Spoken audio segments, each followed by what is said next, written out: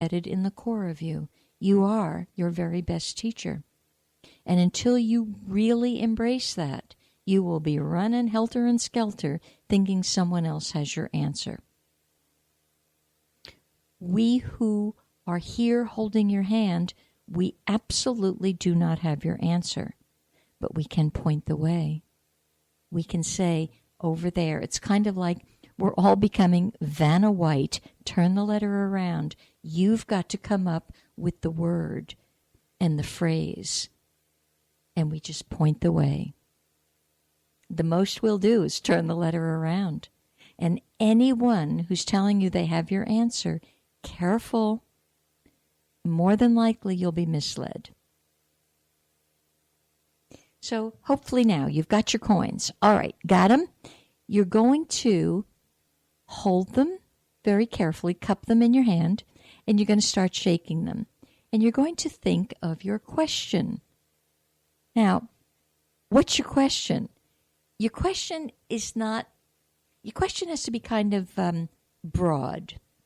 A question, for example, could be something like, what could I expect if I go to Fort Lauderdale to take a flight? What could I expect?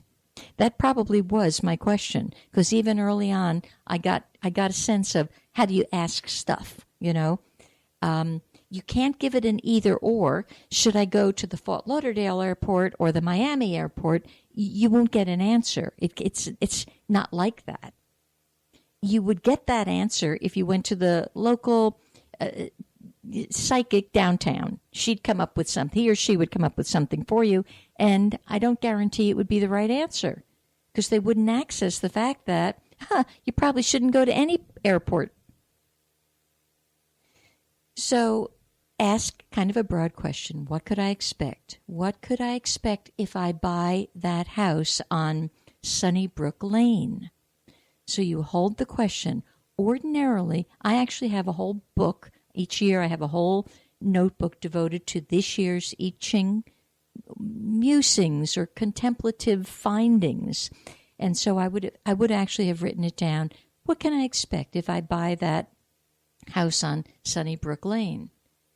Matter of fact, when I joined this radio station, you bet your boots I consulted the I Ching.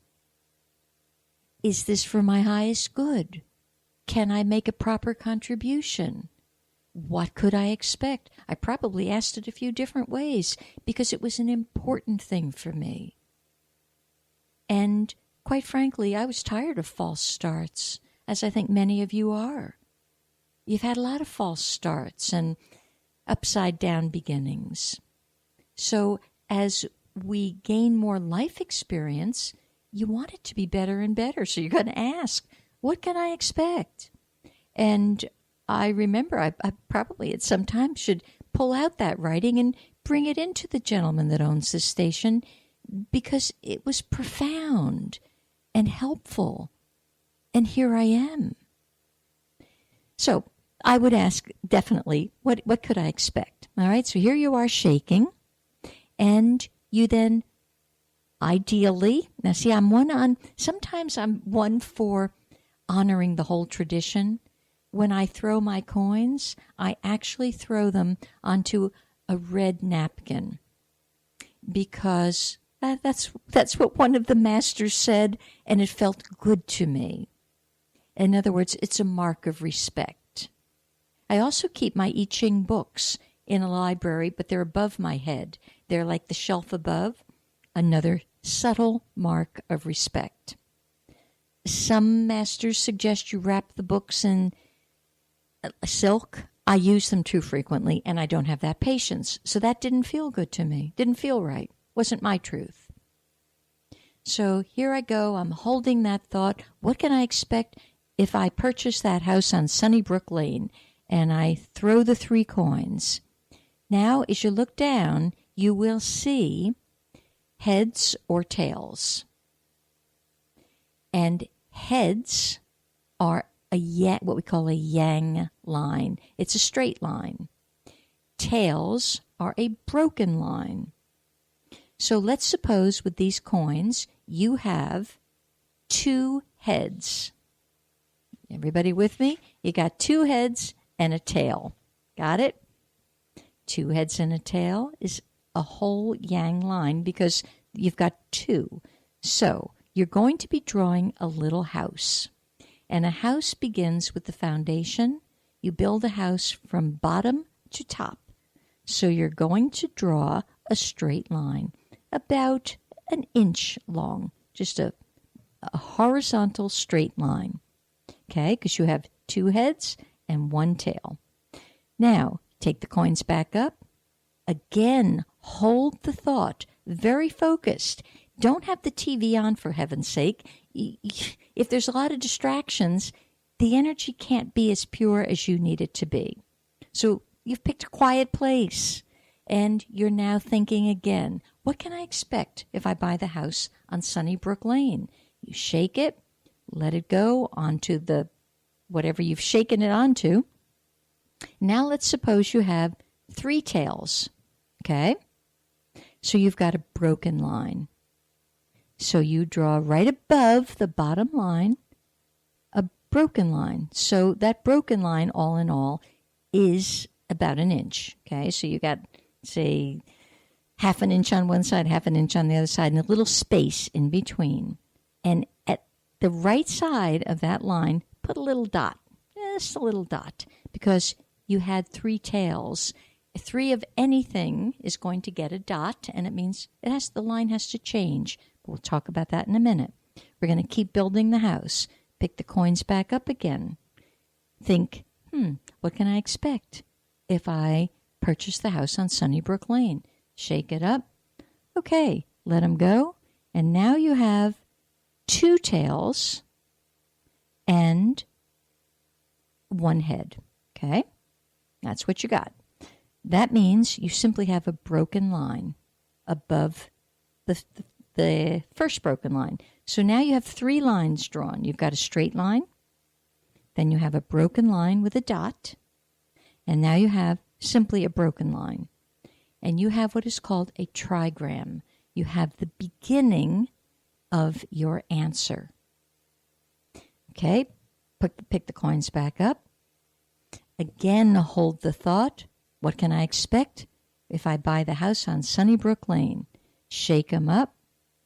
And now let's see what you got. Shake them out. You have now three heads. I'm making this up as I go. You have three heads, okay? Straight line, because heads are straight line. It's a yang line. You're going to put a little dot after the end of the line.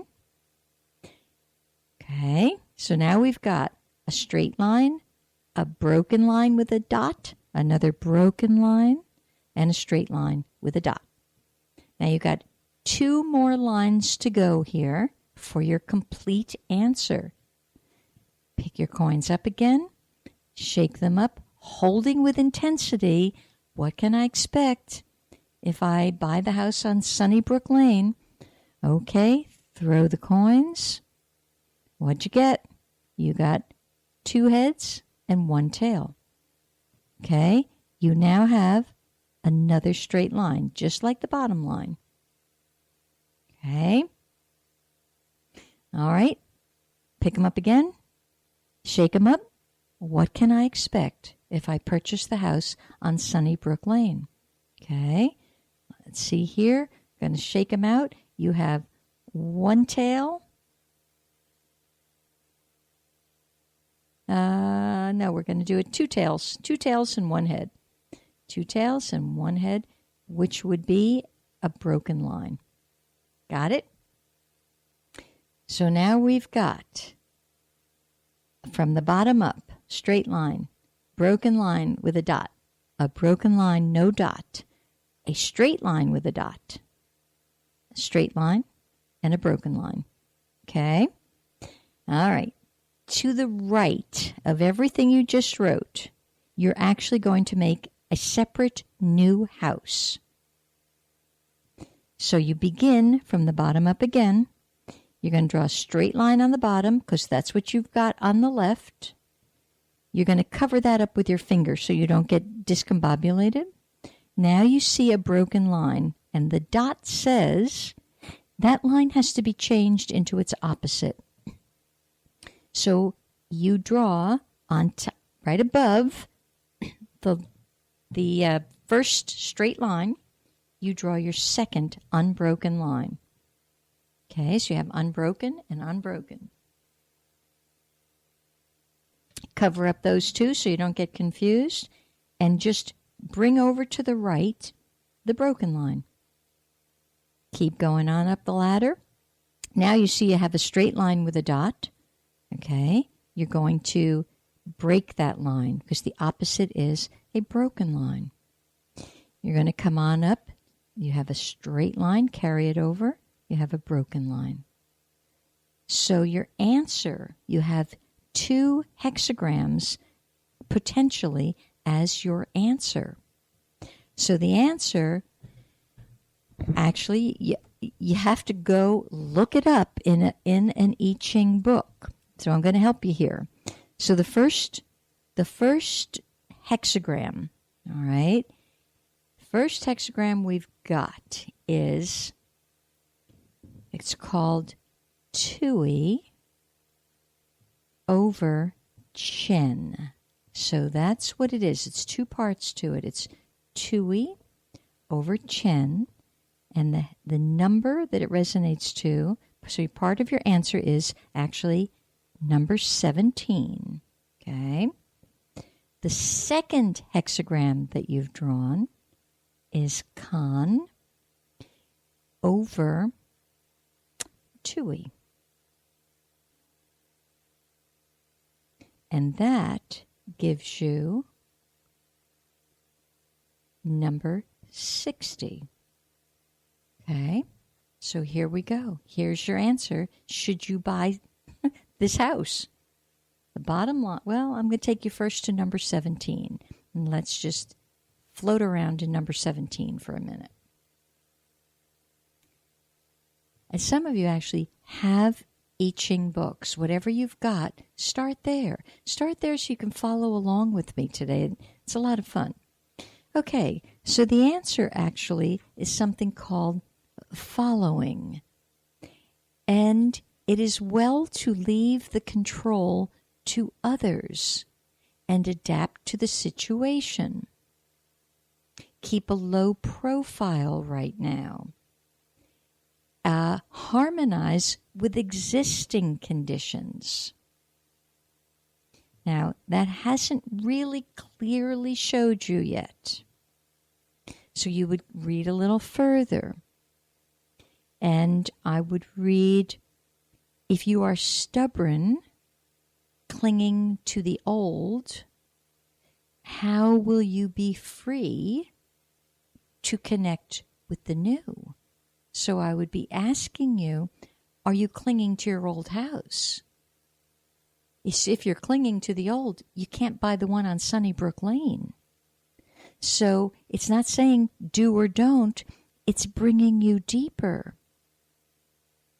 And then it's saying, don't be deceived about those who follow you for ulterior motives. Keep your aims very clear. So that could be, I would suggest, who's prompting you to move? Is this the local realtor because they need a commission? What is it? What's happening here? That's, again, it's bringing you deeper. It's just asking further questions. What's happening? Take a look. And then it goes on to say, so then it moves to the final whole little house you built, which was number 60. And it's saying that there's something shocking going to happen. And it's asking, are you living your inner truth? So again, someone like me would be saying, what is your real truth? Do you want to leave this house?